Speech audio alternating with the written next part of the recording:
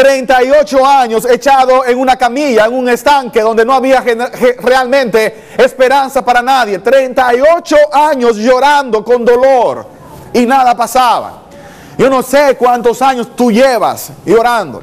Yo no sé cuán dura ha sido la experiencia que tú has tenido que vivir, pero una sola cosa yo sé: el mismo que le cambió el corazón a este hombre en la historia bíblica es el mismo que puede cambiar nuestros corazones hoy día también. Todo lo que él necesita es una oportunidad. Oportunidad que solamente tú le puedes dar. Oportunidad que solamente yo le puedo conceder. Oportunidad que nadie en ese mundo puede dar excepto tú. Dios no obliga a nadie. Dios no está obligando a los seres humanos. Dios solamente está pidiendo que tú le des una oportunidad para hacer el gran cambio de tu vida, pero depende de ti. Dios no te va a obligar. Dios no obliga a nadie a vivir una vida diferente. El hombre tiene que reconocer la necesidad. Por eso Jesús llegó ese día al estanque de Betesda, que es una palabra hebrea que traducida hoy día sería misericordia o casa de misericordia. Era el lugar al cual las personas acudían cuando tenían un gran problema. Era el lugar donde las personas pensaban podían encontrar lo que andaban buscando. Es como si fuese hoy día una agencia de gobierno donde la gente que no tiene dinero mira como una posibilidad para resolver su problema, por lo menos de comida, por lo menos de alojamiento, por lo menos de salud. Era el lugar donde las personas encontraban misericordia.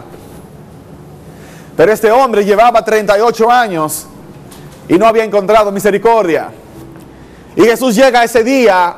Nota qué contraste interesante. Mientras los demás estaban en una gran fiesta, Jesús llegó al lugar donde estaban los más necesitados. Así es Dios. Mientras el mundo está pensando en el placer, en el gozo grande que ciertamente las cosas de este mundo facilitan, Dios está pensando en aquellos que tienen una gran necesidad y está dispuesto a suplirla. Él está dispuesto a cambiar la vida de cada ser humano. Él está dispuesto a cambiar ese infierno por la gloria, solo si el hombre le da la oportunidad. Y eso es lo que en la palabra de Dios estamos encontrando. Jesús llega y le pregunta a ese hombre: ¿quieres ser sano? Y eso parece una pregunta tonta, pero Dios no hace preguntas tontas. Ese hombre estaba allí 38 años, sí. Ese hombre estaba enfermo todo ese tiempo, sí. Ese hombre quería sanidad, sí. Entonces, ¿por qué Jesús le pregunta: ¿quieres ser sano?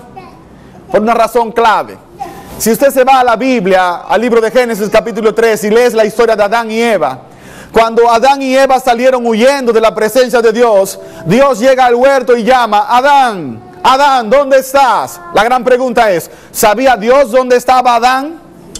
Claro que lo sabía, Dios lo sabe todo. Ahora, ¿por qué está preguntando Dios? Parece una pregunta tonta, porque eres el omnisapiente. ¿Cómo no vas a saber dónde estaba Adán? ¿Sabías? Sí, el detalle es que Dios quería que el hombre supiese cuál era su propia condición. Cuando Dios pregunta a Adán: ¿dónde tú estás?, Dios está queriendo que Adán entienda hacia dónde el pecado lo llevó lejos de Dios. Cuando Dios le pregunta a ese hombre: ¿quieres ser sano?, Dios quiere que el hombre entienda primero para sí mismo si en verdad quiere, o simplemente está deseoso de ver un elemento espectacular suceder cuando un supuesto ángel bajaba a las aguas y las movía.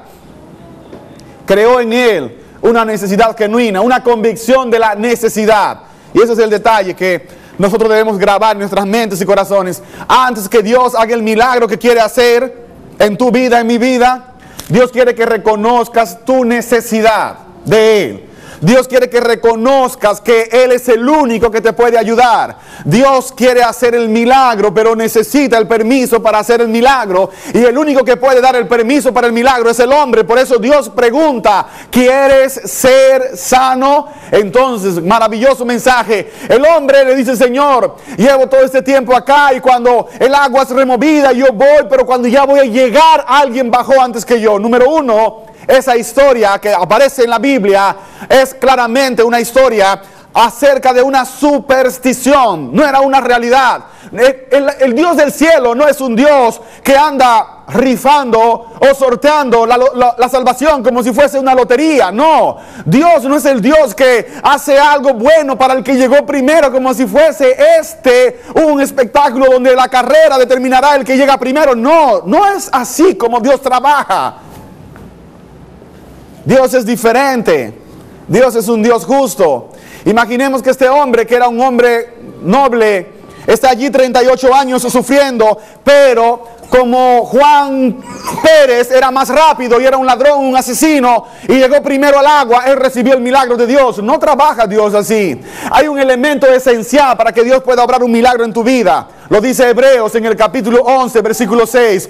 Todo aquel que se acerca a Dios debe creer que Dios existe y que Dios recompensa a quienes le buscan. O sea, sin fe es imposible, ¿qué cosa? Agradar a Dios. Es el elemento esencial. Y Jesús sabía que ese hombre sí tenía fe. Allí en su silencio, en su incapacidad, tenía fe. Como posiblemente tú en ese momento, allí en tu casa, en tu incapacidad de cambiar lo que te rodea, en tu experiencia de resignación, todo lo que Dios quiere es que te atrevas a poner tu fe en Él. El dinero no puede resolver tu problema. Créelo, ni siquiera la religión puede resolver tu problema. No hay nada en este mundo realmente que pueda resolver tu problema. El único que puede es Dios. Y para que Dios tome participación activa en tu vida, tú necesitas darle permiso. Ese hombre, aún en su forma pasiva,